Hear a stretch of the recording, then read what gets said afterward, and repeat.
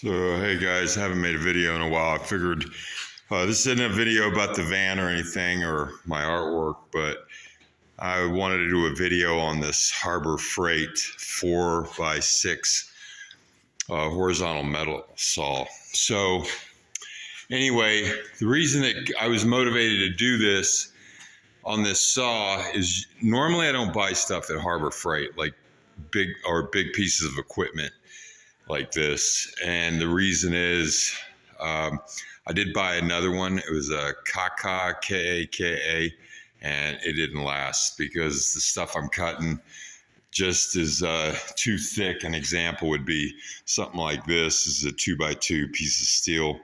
Didn't even last the whole cut. So I basically sent it back. So I decided to try this Harbor Freight saw. Like I said, I usually don't buy stuff like this at Harbor Freight, but I was kind of in a pinch, needed something cut. So I decided to go ahead and gamble and get it. However, on Harbor Freight stuff, I wouldn't consider this a precision piece of equipment. So something like a metal lathe I wouldn't buy, but something like this, basically it's just cutting. So I went ahead and picked it up. Now there are a lot of videos about tuning this thing, this piece of equipment, some of the issues typical with Chinese castings and stuff like that. So I'm going to go through first just to show you how I mounted it. And a lot of these videos, these guys are really good on setting it up, adding coolant systems to it. So I'm going to show you what I did. And one of the things that really irritate me, it was just one of those things that I saw is these systems these guys built, they didn't, the most glaring problem with the saw is, if you look down here, this is the stand that it comes with. And as you see, this thing is knee height. This is like maybe 18 inches, and basically these two legs would go together. They spread out like this, and the saw would actually be on top of that. As you can see, it's knee height, and I don't quite understand how putting all the coolant systems and hooking this thing up and using it as knee height. So this is about 38 inches high, and it's about my waist height. And the reason why I believe that they keep this thing so low is the justification is, well, you have to bring equipment up to it, but you have to, or your material that you're going to cut. But still, to me, even if you're really safety conscious, I'm not as much safety conscious as I am comfortable. My motto is, if you're not comfortable, then you're not going to do a good cut or whatever you're doing, milling, whatever. So, and another example of, if this thing is this low, this thing also cuts in the horizontal position. So I'm going to raise this up. So like this, right?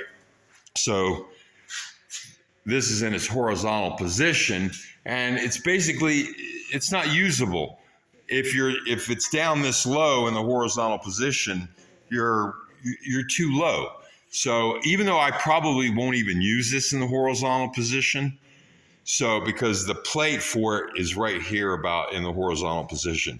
And this is just about my belly height, a little above my belly. So if you wanted to use it in a horizontal position, you could do that.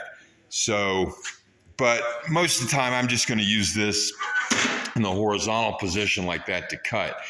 Now, just to show you what I did to cut down on some of the issues, I'll give you an example here. I'll plug this in and show you. Sorry about jumping around, but it's just a one-man band here. So here's what I did. I just built this. You got some shelves for all your plates, your horizontal cut or your vertical cuts, your saw blades. I like having everything in one spot, and I'm a big advocate of having every machine on its own stand. and that way you can wheel it around. Obviously, it's on casters, so, and I work a lot with metal. So I built this basically horizontal table saw platform. Now the issues you run into this, I just took some big quick measurements, figured I could modify anything that didn't fit. The problem with this, if you do build something like this and you want the ease of it, so the things I had to modify to it is the length of it. So example, if you're going to build a saw like this, you probably, if you don't want to do what I'm doing, an example would be this. So I had to weld another 2.5 piece on so I could cut, because as you see, this comes below that. Another way to mitigate that is you could raise the feet up if you wanted a flat platform and you wanted the workspace. I kind of wanted the workspace also. And I moved the saw back and forth. As you can see, the motor comes below the table. So if you really didn't want to mitigate the vise, which screws your piece, that holds your piece when you're cutting, you would have to make it shorter. You'd only have to make it from here and make it to here, so you wouldn't have to worry about bringing the motor back. Now, if you do it like this, and this is also in the stand that it comes with, obviously it's going to be very top heavy on this. But the way I built this, and because it is all made out of steel, it doesn't really, you can pull on it and it's not gonna flop over on you, as long as you're conscious of it, like any piece of equipment. So that's one thing I did with this saw to mitigate the back end. So this is just 1/8 inch steel right here. The other thing I did, other than some of the minor adjustments, one quick note, a guy on there, he actually took this off. And it's kind of interesting, when I was looking at all the different YouTube channels, I could kind of tell, you can kind of tell which saw they got or what iteration of saw is because of these bolts. Sometimes there's only 2 or 4 bolts here, and on mine it's 6, and the color of the plate. So I thought that was interesting. Of course, I don't know which model was made first. I'm assuming the one with the more bolts was probably made an iteration 2 or 3 times past that. The one guy that did take this off, and he checked the gear. You have a brass gear and you got a worm gear here, still worm gear. I did take this off because I was kind of worried, because he had a lot of chips in there, had some burrs on the worm gear that he filed off. Obviously a real knowledgeable guy about equipment. He basically changed the fluid in this. I actually opened this up, checked mine. The worm gear was fine. Of course, the oil in the back side of this was really coagulated. I don't know if it was mixed with some of the grease when they were making the part, machining the part. So I cleaned out some of that grease in it. Probably will change the oil later. Like I said, it's just a cutting saw. Yeah, keep maintenance on it, but it's not that vital as long as the gears aren't sitting there grinding.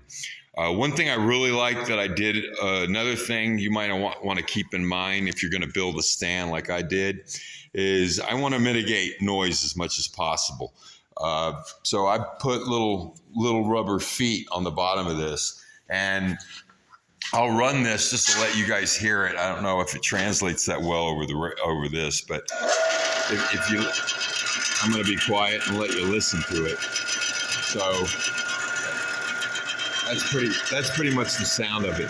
Pretty quiet. So it's pretty quiet with the feet. And now how the other way I mounted this was, I just took, if you look here, these bolts right here, there's 2 of them. And those are the original bolts that you would mount to these stands right here. So this is an 8-inch bolt with a lock washer. I welded these little tabs and just put the bolt all the way through. And I also put, so you wouldn't get any vibration going from the machine down into the steel base, I just put these little neoprene homemade washers, the same material that I used to set the machine on. The machine, the whole base of the machine is actually raised on the 4 corners on each side. So you can just put these little rubber or plastic rubber grommets to keep the vibration from going down, cutting down a little bit on the noise. And if you look at the bolts come all the way through. Once again, I put a little neoprene homemade washer back there and just tightened it down. And it's very secure and very quiet compared to just where the vibration goes all the way down through the machine. The other thing I did on the stand is like a little electrical base, so I can just plug it in there. Also works good if you're using grinders. You can put them down here and stuff like that. Keep all your accoutrements to every machine. Now, I did talk about some of these guys with their cooling systems. Pretty cool idea. Would save a lot, probably wear and tear on the machine, depending upon how much cutting you're really doing. The other thing I did is, if you look at this plate right here, this movable plate, this was actually the base, the horizontal piece that basically made these two legs rigid where the machine sat on. So basically it was kind of like this. So if you pull this out, this was your brace piece that went in between these two legs right here that you set this machine on, which literally was knee high. I mean, it was about as high as this shelf right here. As far as I'm concerned, totally unusable. So what I did is I just took this plate. I wanted to use as much of it to save. So when the machine cuts, you can see I've done just a couple of cuts, just kind of seeing how the machine worked, dial in the cutoff on it. And if you look, obviously, like any cutting machine, you're going to have a lot of filings and things like that. You want to try to mitigate that as much as possible. And of course, you might think, well, why did I leave this open right here? The reason I left this open is because you want to be able to adjust this at a 45 or 60 degree angle. So the only way to do that is there's a bolt right here. You loosen the bolt, and then you can adjust the angle coming like this with this vise. When you move this thing back, and then you can adjust the angle on it. So you're going to need an access port. Of course, you don't need this whole thing being an access port. I could have covered this up and just built a little adjustment bolt at the bottom to unscrew this, but I really didn't want to do that. So what I did is I took what I had here, this horizontal plate that goes in between these legs, and I just cut it down. I still wanted a little bit of a lip if I use any type of lubricant on the blade, that it wouldn't drip down onto anything I had stored down here. And I left this little tab here. So basically, I made it so it just fits under. Now, what I would have done if I would have thought about it beforehand, I probably would have raised the feet up a little more, and that way I wouldn't have had to cut off these lips, because it won't fit under the machine. So I wanted a little bit of a lip here in case, like I said, I used any type of lubricant, it wouldn't drip down. So basically the filings only start from about here to, obviously depends upon what you cut, and then it goes back to here. So I just built this, utilized this tray, cut it down, cut this back, cut the lip off of this right here. So this now slides under, along with the clearance that I gave for the little neoprene boots here. And this will slide right up next to this little cutting section here. And now I can just leave it in there. It's out of my way. Don't got to worry about it. If I get filings or anything like that, or any fluid in here, cutting fluid, I can just pull this out and clean it. So it's pretty easy, stays with the machine, and it's just slides right in like that, tucked away, perfect, looks nice, really tucked away like that. Just slide it right in there, and you're ready to cut. Pull it out a little bit. It'll cut all the filings you need. All the filings, usually none will go past this area right here. So anyway, that's what I did. If I wanted to set up a cooling system to it, you could. If you have a platform like this, pretty easy. Just put a tank down here. I would run it up through here, and then bring it over here. And when you lift up this part, and let me lock it here.